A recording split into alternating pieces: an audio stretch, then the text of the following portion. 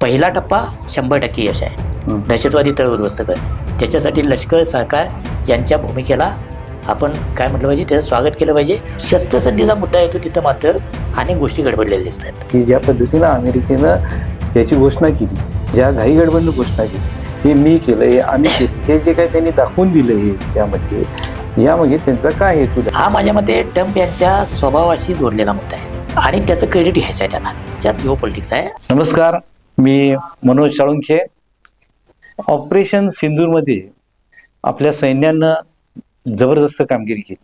पाकिस्तानच्या गळ्याभोवतीचा फास इतका करकचून आवळला होता की त्यांनी अक्षरशः गुडघे टेकले होते आणि अचानक शस्त्रसंधीची घोषणा झाली, ती देखील अमेरिकेतून. मला सांगा, अमेरिका ही घोषणा कशी करू शकते? मोदींचं परवा रात्री भाषण झालं, ते सुरू होण्या अगोदरच पुन्हा ट्रम्पनी प्रेस घेतली, जाहीर केलं की दोन्ही देशांना म्हणजे भारत पाकिस्तानला व्यापार थांबवण्याची धमकी दिल्यामुळेच शस्त्रसंधी आम्ही घडवून आणली.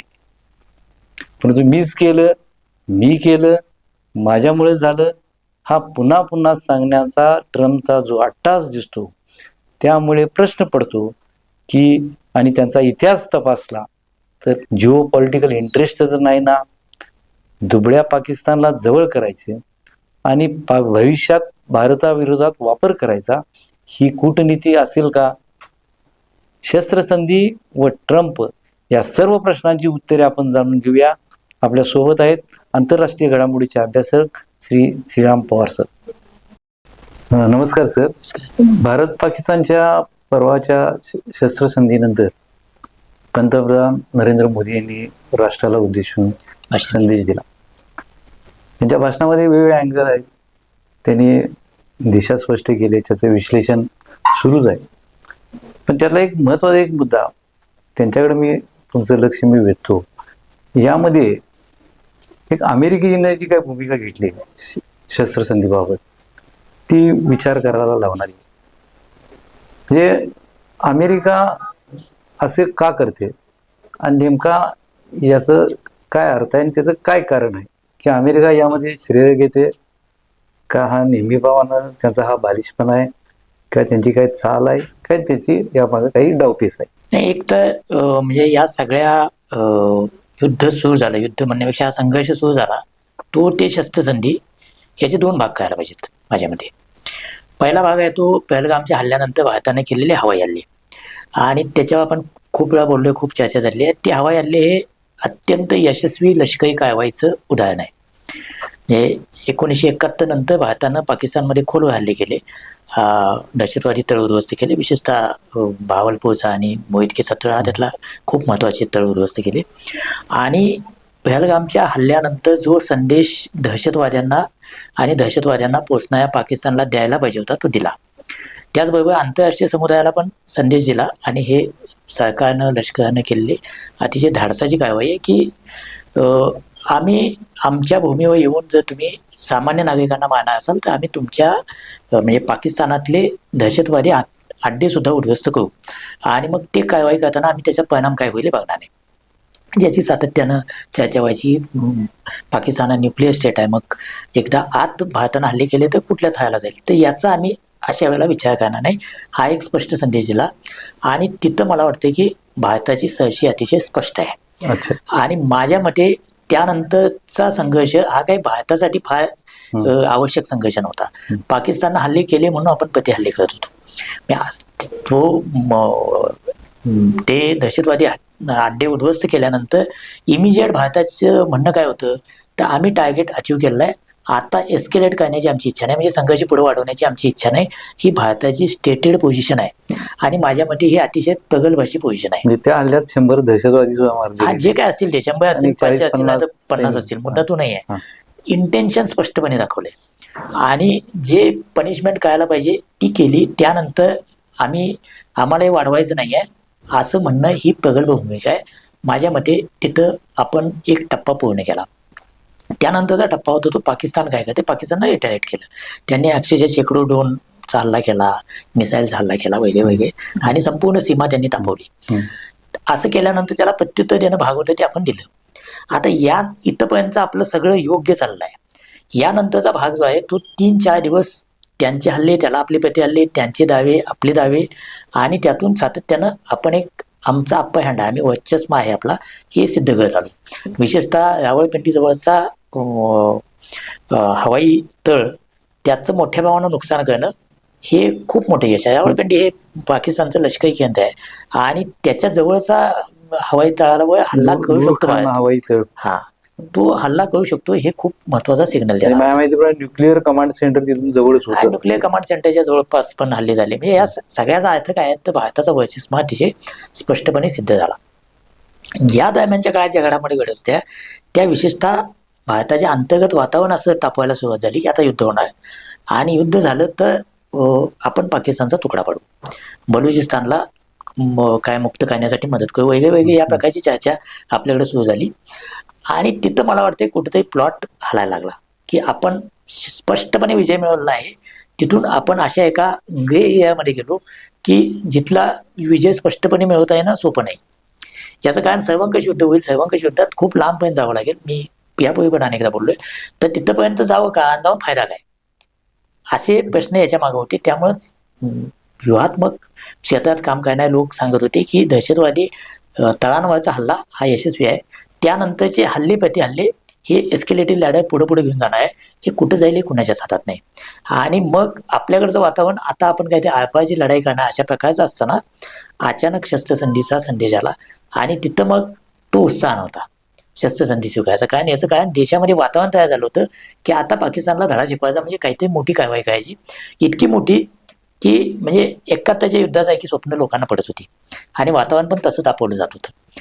त्या पार्श्वभूमीवर अचानक शस्त्रसंधी करायला लागणं किंवा आपण ती करणं, याचा अर्थ काय लावायचा, याच्यावर चर्चा सुरू झाली. आणि मग त्याच्यावर तुम्ही म्हणाल तसं की अमेरिकेचा एक रोल त्याच्यामध्ये सांभाळला. शस्त्रसंधी अधिकृतपणे भारताकडून जाहीर व्हायच्या आधी अमेरिकेचे अध्यक्ष डोनाल्ड ट्रम्पने त्यांच्या सोशल मीडियावर काय ते ट्विटर नव्हे तो एक्स, त्याचा स्वतःचा सोशल मीडिया आहे तो ट्रम्पचा, तर त्याच्यावर त्यांनी जाहीर केलं की भारत आणि पाकिस्तान यांच्यासोबत आम्ही रात्रभर बोलतो आहोत आणि दोन्ही देश शस्त्रसंधीला इमिजिएट आणि फुल म्हणजे पूर्ण शस्त्रसंधीला तयार झाले, त्याबद्दल त्यांचं अभिनंदन करतो वगैरे. आता याच्यातून अनेक प्रश्न तयार झाले की एक तर शस्त्रसंधी जाहीर झाली हे सांगणारे अमेरिका कोण, भारत आणि पाकिस्तान हे या दोन्हीतले काय म्हणता येईल की घटक आहेत की ज्यांच्या एकमेकावर लढाई चालू आहे, त्यांनी सांगायचं सोडून हे अमेरिकेनं कसं सांगितलं. मग याच्यामध्ये अमेरिकेचं इंटरव्हेन्शन आपण स्वीकारलं का असा प्रश्न तयार होतो. आणि एकदा ते स्वीकारलं असं म्हटलं की मग एक प्रश्नाची मालिकाच तयार होती की जी आपल्या आतापर्यंतच्या परराष्ट्र धोरणाशी विसंगत आपण वागतो का, अशी शंका तयार करण्यात होती. पाकिस्ताननं अतिशय आनंदानं त्या डोनाल्ड ट्रम्पचे अमेरिकेचे आभार स्वागत केलं. आपण मात्र तसं स्वागत केलं नाही. आपण शस्त्रसंधीला कारण काय सांगितलंय तर पाकिस्तानच्या DGMOने भारताच्या DGMOशी संपर्क साधला आणि आता आपण शस्त्रसंधी करूया अशा प्रकारची भूमिका घेतली. त्यानंतर भारताने ती मान्य केली. आता हे ग्रँड स्टँडिंग आहे की मागणी कोणी केली, पाकिस्तानने केली. म्हणजेच पाकिस्तान कदाचित घाबरला किंवा त्याच्या लक्षात आलं की भारताला आपण रोखू शकत नाही, त्यामुळे त्यांनी कारवाई केली. मग आम्ही मोठेपणा दाखवून थांबवलं असं सांगणार हे चित्र भूमिका आहे. पण लगेचच पुन्हा ट्रम्प म्हणतायत की मी व्यापाराचा धागा वापरला आणि व्यापार तुमच्याशी जर वाढवायचा असेल तर शस्त्रसंधी काय असं मी सांगितलं, दोघांनी ऐकलं. म्हणजे काय, याच्यामध्ये भारतीय भूमिकेवर शंका व्यक्त करणाऱ्या गोष्टी अमेरिका आणि अमेरिकेचे अध्यक्ष करत आहेत. आणि मग तिथं प्रश्न तयार होतो की मग याचा प्रतिवाद आपण का करत नाही. कारण पाकिस्तानच्या मागणीवर आपण शस्त्रसंधी मान्य केली असेल तर ती काय वाईट गोष्ट नाही आहे, कारण कुठल्या तरी टप्प्यावर हे थांबवावं लागतं आणि थांबवण्याचे भारतासाठी अनेक फायदे आहेत. त्यामुळे त्यात असं काही आभाळ कोसळ मानायचं काही कारण नाही किंवा याच्यासाठी सरकारवर टीका करायचं पण काही कारण नाही. शस्त्रसंधी ही कुठल्याही संघर्षामध्ये एक टप्पा असतो, तो टप्पा कधी स्वीकारायचा हा मुद्दा आहे. आणि तो जर कॅल्क्युलेटेड सरकारनं स्वीकारला असेल तर ठीक आहे, पण ते कोणते अमेरिका सांगते अमेरिकेनं डिक्टेट केलं म्हणून तुम्ही स्वीकारली का हा मुद्दा आहे. ते आडाआडानं आपण केलं, पण डोनाल्ड ट्रम्पचं नाव घेऊन हे कळायला पाहिजे, कारण तो भारताच्या एकूण परराष्ट्र धोरणाशी संबंधित प्रश्न आहे. दुसरा याच्यातनं तयार होणार मुद्दा काय, तर समजा पाकिस्ताननं मागणी केली आणि आपण थोडा मोठेपणा दाखवून ती मान्य केली, असं जरी खरं असलं तरी सुद्धा का मान्य केली? जर तुम्हाला युद्धामध्ये अपर हँड आहे, युद्धात सहशी तुमची होते, पाकिस्तानचे बहुतेक सगळे लष्करी डावपेच तुम्ही पराभूत केले आहेत, असं असताना तुमच्याकडे अपर हँड असताना तुम्ही काहीच न घेता शस्त्रसंधी कशी केली? शस्त्रसंधी काय आहे? तर जसं आहे तसं तिथं थांबणं, हा आत्ताच्या शस्त्रसंधीचा अर्थ आहे. याच्यामध्ये कुठलाही सीजफायर, तर याच्यामध्ये कुठलाही आपण मागणी केली का की 4 जे दहशतवादी पाकिस्तानचे आहेत असं आपलं म्हणणं आहे आणि आपण ते सिद्ध केलं की पाकिस्तानचे दहशतवादी आले, त्यांनी पहलगाममध्ये हल्ला केला, या दहशतवाद्यांना आमच्या ताब्यात द्या, अशी मागणी केली का? ह्या दहशतवाद्यांच्या हँडलरना ताब्यात द्या, जे ISI मध्ये असतील, कुठं असतील, अशी मागणी केली का? पाकव्याप्त काश्मीरविषयी आपण काही बोललो का? तर यातलं काहीही न बोलता जर शस्त्रसंधी झाली असेल आणि ते पाकिस्ताननं मागितली म्हणून आपण जर इमिजिएट केली असेल, तर मग आपण 3-4 दिवस इतकं युद्ध करून आणि इतका भारतामध्ये युद्ध जेव्हा वाढवून चाललं काय? पहिला टप्पा 100% यश आहे, दहशतवादी तळ उद्ध्वस्त करणं. त्याच्यासाठी लष्कर, सरकार यांच्या भूमिकेला आपण काय म्हटलं पाहिजे, त्याचं स्वागत केलं पाहिजे आणि मान्य केलं पाहिजे की सरकारनं एक कणखर भूमिका घेऊन निभावली. शस्त्रसंधीचा मुद्दा येतो तिथं मात्र अनेक गोष्टी गडबडलेल्या दिसतात आणि तिथं हे प्रश्न आहेत की पाकिस्ताननं मागणी केली, तुम्ही मान्य केली, तर मग त्याच्यासाठी तुम्ही काउंटर काय मागितलं, त्याचे कुठलेच तपशील जाहीर होत नाहीत. या प्रश्नाचं उत्तर तुम्हाला द्यावं लागेल. मी हे समजू शकतो की 1947ला काय आणि आता काय, सरकार म्हणून काम करताना काही गोष्टींचं भान ठेवावं लागतं आणि मी पुन्हा पुन्हा सांगतो की शस्त्रसंधी झाली याचं स्वागत करायला पाहिजे. युद्ध होणं, सर्वंकष युद्ध होणं, याच्यात कदाचित पाकिस्तानचं खूप नुकसान झालं असतं, पण भारतावरचे परिणाम पण आपल्याला टाळता आले नसते. विशेषतः म्हणजे या शस्त्रसंधीचं माझ्यासारखा माणूस स्वागत का करतो, तर युद्ध झाल्यामुळं काय झालं असतं, तर युद्धात हानी पाकिस्तानची झाली असती, आपली पण झाली असती. या लिमिटेड 3-4 दिवसाच्या संघर्षात सुद्धा आपले काही जवान शहीद झाले, आपल्या अनेक सिव्हिलियन्सचा मृत्यू झाला. पाकिस्तानच्या एका सहाय्यक आयुक्ताचा, श्रीनगरच्या जम्मूच्या सहाय्यक आयुक्ताचा यामध्ये मृत्यू झाला. म्हणजे हे लॉस आहेच ना, लॉस नाही, आणि युद्धात लॉस असतो, म्हणजे असं काय लॉस झाला म्हणून घाबरायचं काय नाही, कारण जेव्हा संघर्ष असतो तेव्हा त्यात कोलॅटरल डॅमेज असतं, त्याच्यात काही जगावेगळं काही घडत नाही. पण हे सगळं केल्यानं म्हणजे ह्याचं स्वागत का करायचं, तर भारत आणि पाकिस्तानमध्ये मूलभूत फरक आहे. आपण जगामध्ये एक मोठी शक्ती म्हणून उदय होण्याच्या आकांक्षा ठेवतो आहोत. आपण जगामधल्या 5व्या क्रमांकाची अर्थव्यवस्था आहोत. आपल्याकडे जगातून परकीय गुंतवणुकीचा ओघ यावा असं आपण वाटतंय. चीनपासून जेव्हा जग थोडंसं बाजूला जाते तेव्हा ते लोक आपल्याकडे इन्व्हेस्ट करतील असं आपल्याला वाटते. सप्लाय चेनमध्ये भारताचा सहभाग वाढावा असं आपल्याला वाटते. आपण पर कॅपिटल इन्कममध्ये पुढे जावं असं आपल्याला वाटते. म्हणजे आपल्या सगळ्या धारणा या ॲस्पिरेशनल देशाच्या आहेत, ज्या देशाच्या आकांक्षा जगाच्या पातळीवर काहीतरी करण्याच्या आहेत. आणि अशा देशानं पाकिस्तानसारख्या एका, ज्याला बास्केट केस म्हणता येईल इकॉनॉमिकली, अशा देशाच्या पायात म्हणजे त्याची बिडी घेऊन बनावं, पाकिस्तानला बिडी बनावं का आपल्या पायामध्ये, तर युद्धामुळं कदाचित ते घडलं असतं.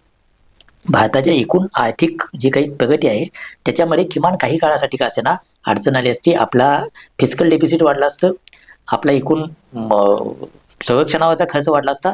आणि या सगळ्याचा दुसऱ्या बाजूला आपण म्हणतो की युनायटेड नेशनच्या सिक्युरिटी काउन्सिलमध्ये भारताला स्थान मिळालं पाहिजे का, तर 100% मिळालं पाहिजे. पण जो देश आपल्या शेजारचे संघर्ष सुद्धा एक तर निर्णायकरित्या संपवू शकत नाही, किंवा त्याच्यामध्ये असा काही मार्ग काढू शकत नाही की ज्याच्यामध्ये आम्ही आमच्या शेजारी निर्विवादपणे काय म्हणता येईल की आमचा प्रभाव आहे असं दाखवू शकत नाही, त्याचा दावा लोक कसा मान्य करतील, या सगळ्या पार्श्वभूमीवर संघर्ष थांबणं हे आपल्यासाठी फायद्याचं आहे. आणि त्या अर्थानं सरकारने घेतली भूमिका मला मान्य आहे. पण याच सरकारच्या पक्षानं जेव्हा पूर्वीच्या सरकारनं दोष दिला होता, त्यामुळे आता त्यांना प्रश्न विचारले जाणार, आता तुमचं लष्कर सज्ज असताना ते पाकिस्तानवर एका अर्थानं वर्चस्व गाजवत असताना, कारण तुम्ही ज्या प्रकारे हवाई तळ उद्ध्वस्त केले, मग तुम्ही पाकव्याप्त काश्मीर का घेतलं नाही, मग तुम्ही बलुचिस्तान का मोकळा केला नाही, या प्रकारचे प्रश्न तुम्हाला विचारले जाणार. कारण असे प्रश्न तुम्ही नेहरूंना विचारले, असे प्रश्न तुम्ही इंदिरा गांधींना विचारले, तर ते प्रश्न आता तुमची पाठ सोडणार नाहीत. हा त्यातला भारताच्या अंतर्गत काय म्हणता येईल पोझिशनिंगचा भाग आहे, आणि मग तो राजकारणाचा पण भाग आहे. ठीक आहे, आपण त्याकडे येऊ. पण तुमच्या मते जर सर्वंकष सरकारचा विचार करून जर सरकारनं शस्त्रसंधीचा निर्णय घेतला, तो योग्य आहे. एकूण युद्ध माझ्या हा मते काही चांगला, युद्ध हा काही योग्य पर्याय, चांगला पर्याय नाही आहे. म्हणजे युद्ध हा अखेरचा पर्याय आहे. त्यामध्ये होणारे नुकसान, त्यामध्ये होणारं सैन्य शहीद होत असेल, मनुष्यहानी होत असेल, वित्तहानी होत असेल, इन्फ्रास्ट्रक्चर डॅमेज होत असेल, या सगळ्यांचा विचार करता सरकारनं घेतलेला निर्णय हा या ठिकाणी योग्य आहे. पण मी मगाशी माझा असा एक प्रश्न होता की अमेरिकेचा यामागं काय हेतू दडला की ज्या पद्धतीनं अमेरिकेनं याची घोषणा केली, ज्या घाई गडबडीनं घोषणा केली, हे मी केलं, हे आम्ही केलं, हे जे काही त्यांनी दाखवून दिलं हे यामागे त्यांचा काय हेतू हा माझ्या मते ट्रम्प यांच्या स्वभावाशी जोडलेला मुद्दा आहे. ट्रम्प यांना एका बाजूला अमेरिकेला कुठल्याही युद्धामध्ये किंवा संघर्षामध्ये उतरवायचं नाही, पण त्यात त्यांची जायची इच्छा नाही. पण दुसऱ्या बाजूला जगातले संघर्ष संपवण्याचं क्रेडिट घ्यायचं आहे किंवा त्यात काहीतरी काय आहे, म्हणजे युक्रेनचा संघर्ष त्यांना संपवायचा आहे, त्यांना मिडल ईस्टमधला संघर्ष संपवायचा आहे, त्यांना हौती बंडखोरांचा संघर्ष संपवायचा आहे आणि त्याचं क्रेडिट घ्यायचं आहे त्यांना.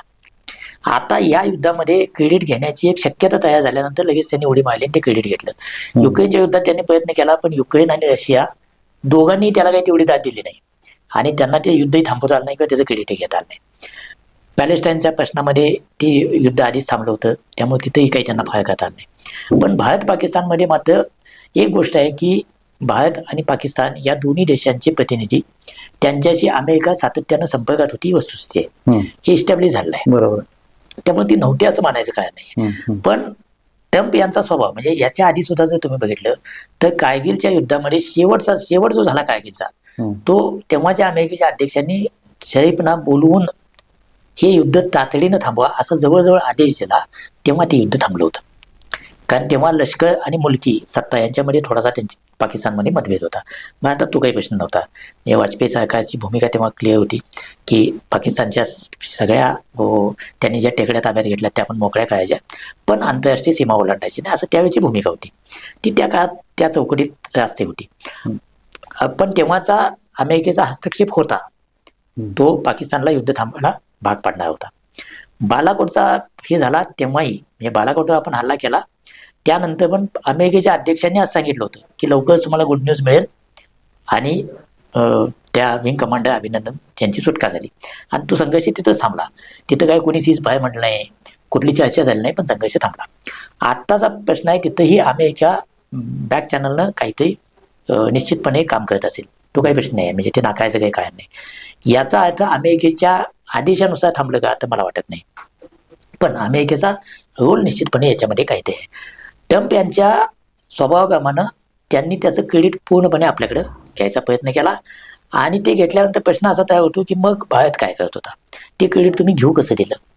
हा आपल्या राजनयाशी संबंधित मुद्दा आहे, आपल्या परराष्ट्र धोरणाशी संबंधित मुद्दा आहे. आता याच्यामध्ये एक गोष्ट आणखी बारकावा लक्षात घ्यायला पाहिजे की या संपूर्ण संघर्षामध्ये कुठलाही देश, एक इस्रायल वगळता कुठलाही देश पूर्णपणे भारताच्या बाजूने उभा राहिला नाही.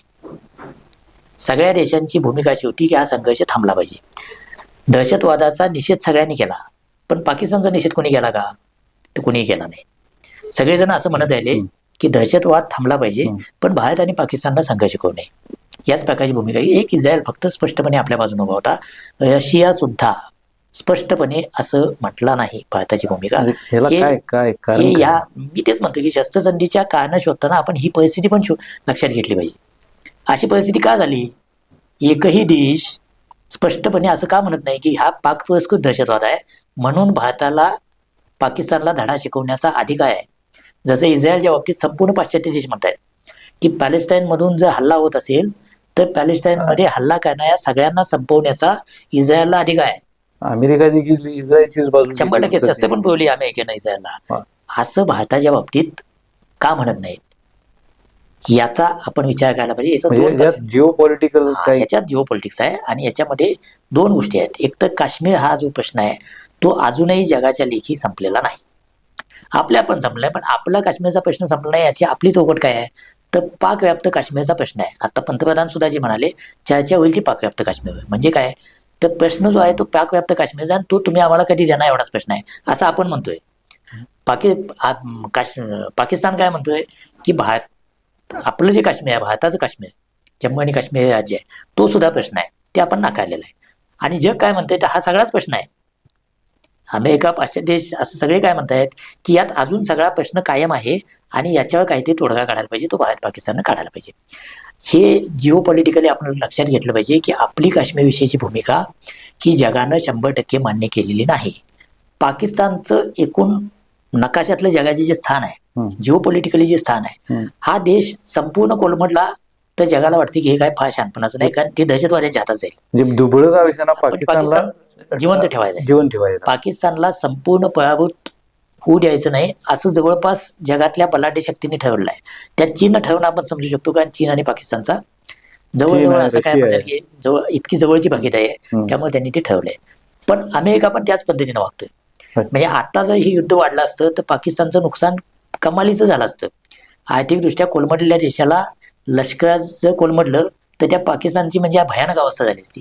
पण ती अवस्था होऊ नये अशा प्रकारच्या भूमिका जगाला विशेषतः अमेरिकेने घेतल्याचं म्हणजे याच्यामध्ये भारत दिसतंय. आणि पाकिस्तानच्या तणावाचा फायदा हा अमेरिका त्यात उठवतोय. सगळ्याच तणावाचा फायदा या जागतिक शक्ती तो उठवतात. आपला अजेंडा त्यात रेटतो. म्हणजे अमेरिकेचा सगळा इतिहास जर तपासला बघितला ते व्हिएतनामचं युद्ध असू दे, अफगाणिस्तान असेल, इराक असेल, प्रत्येक वेळी त्यांनी कुठं ना कुठेतरी इंटरफिरन्स करून आपला स्वतःचा फायदा त्यांनी त्यावेळी. कारण काय आहे बघा, ज्याच्या हातात ताकद आहे, ज्याला जगावर आपलं वर्चस्व किंवा प्रभाव ठेवायची इच्छा आहे, तो या प्रकारच्या सोंगट्या हलवणार. मुद्दा काय आहे, आपण त्यात काय करायचं. तर या सगळ्या चौकटीने पुन्हा पुन्हा काय म्हणतोय की युद्धबंदी झाली उत्तम आहे, त्याच्याविषयी काही शंका नाही आहे. शस्त्रसंधी म्हणा, युद्धबंदी म्हणा, काही म्हणा त्याला, तर त्याच्याविषयी काही शंका नाही आहे. पण ती कुठल्या टर्म्सवर झाली. ऐन युद्ध चालू असताना IMFनं नवं कर्ज, $1 अब्ज नवं कर्ज पाकिस्तानला दिलं. आता जर ह्या दहशतवादाला प्रोत्साहन देणारा देश आहे असं भारत ओरडून सांगतोय, पुरावे देतोय, हे कर्ज देऊ नका सांगतोय, असं असताना सगळं जग म्हणजे IMF मधले बाकी सगळे देश पाकिस्तानच्या बाजूने उभा राहतात आणि कर्ज देत आहेत, याचा अर्थ काय लावायचा. म्हणून मी म्हणालो की लष्करीदृष्ट्या यश पूर्ण आहे, पण राजनैतिकदृष्ट्या आंतरराष्ट्रीय संबंधाच्या दृष्टीनं अनेक प्रश्न या संघर्षातून उभे राहिले आहेत, ज्याची उत्तर आणि ज्याचं मुळात आपण अनालिसिस करायला पाहिजे. भारतानं आपल्या एकूण परराष्ट्र नीतीचं अनालिसिस करायला पाहिजे, अशा टप्प्यावर आपण आलो आहोत. म्हणजे तो या माझ्यामध्ये जास्त महत्त्वाचा. शस्त्रसंधीबाबत सुद्धा देशात दोन मतप्रवाह आहेत की हा निर्णय हा घाईत घेतला का, किंवा युद्ध हा काही तोडगा नाही, हा का पर्याय नाही, तो टाळणं सुद्धा योग्य आहे. ही दोन्ही मतप्रवाह आहेत. नाही, युद्धाच्या संदर्भातले जे मतप्रवाह आहेत ना, की काही लोकांना युद्ध करावं, पाकिस्तानचे तुकडे पाडावेत असं वाटत आहे. आणि चॅनलने म्हणजे या सगळ्या मीडियानं खूप त्याचा गाजावाजा केला, त्यामुळं लोकभावना पण तशाच तयार झाल्या. या संघर्षाचे खूप धडे आहेत. आपण लष्करीदृष्ट्या श्रेष्ठ आहोत हे सिद्ध केलं, हा यातला चांगला धडा आहे. पण त्याचबरोबर बाकीचे सगळ्या आंतरराष्ट्रीय संबंधाशी निगडीत ज्या गोष्टी आहेत, तर त्याच्यामध्ये मात्र आपण नव्यानं स्वतःला समजून घ्यायला पाहिजे.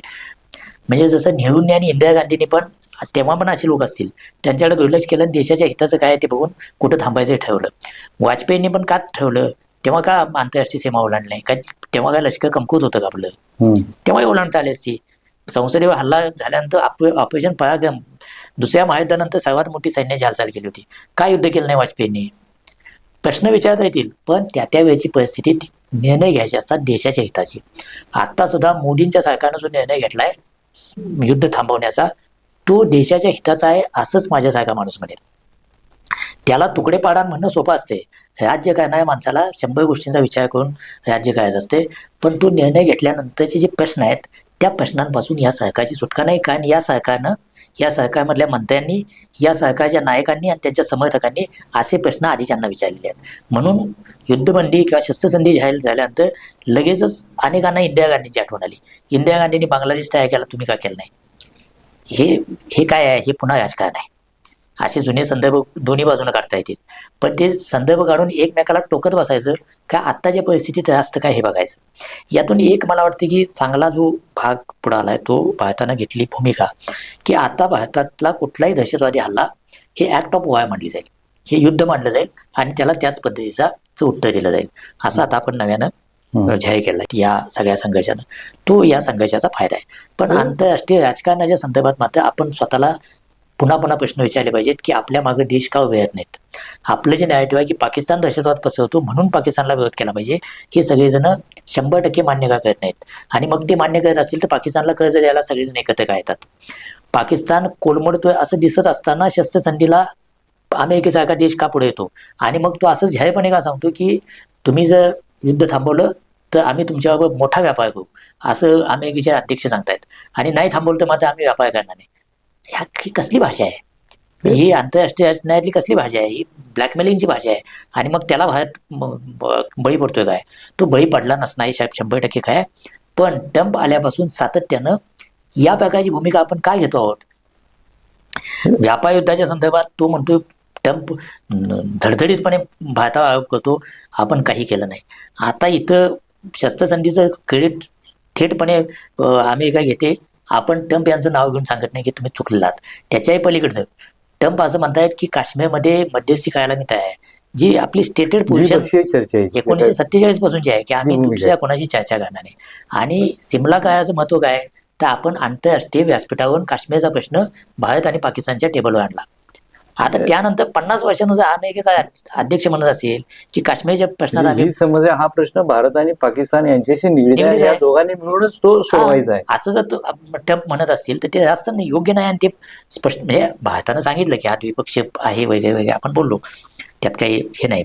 पंतप्रधान सुद्धा म्हणाले की प्रश्न आहे तो फक्त पाकव्याप्त काश्मीरचा आहे, चर्चा त्याच्यावर होईल, दहशतवादावर होईल, अन्य कशावर होणार नाही.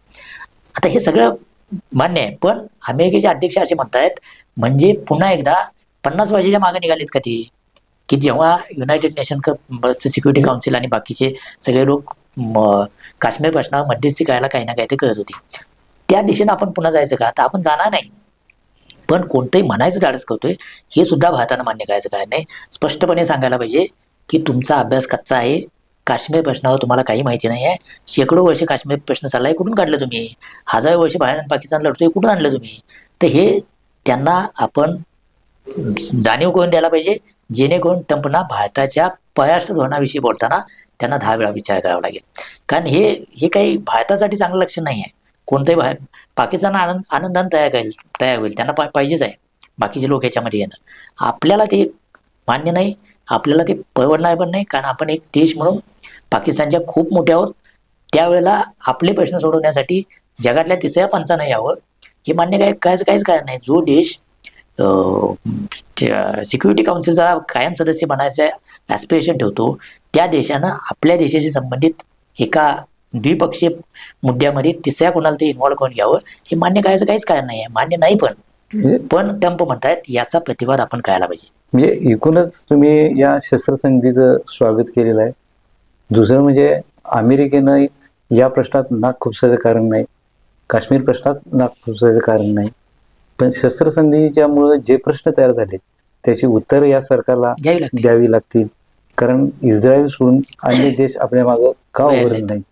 आणि सगळ्यात शेवटी महत्वाचा मुद्दा तुम्ही मांडला म्हणजे की जे काही परवा मोदींनी जे जाहीर केलं की या देशावर कुठलाही दहशतवादी हल्ला हा ऍक्ट ऑफ वॉर मानलं जाईल, ते युद्ध समजलं जाईल. याचं या भूमिकेचं तुम्ही स्वागत केलं. तर अत्यंत आभारी आहे आणि अतिशय चांगल्या पद्धतीनं आपण या मुद्द्यावर चर्चा घडवून आणली आणि पुन्हा एकदा मी आपले आभार मानतो. धन्यवाद.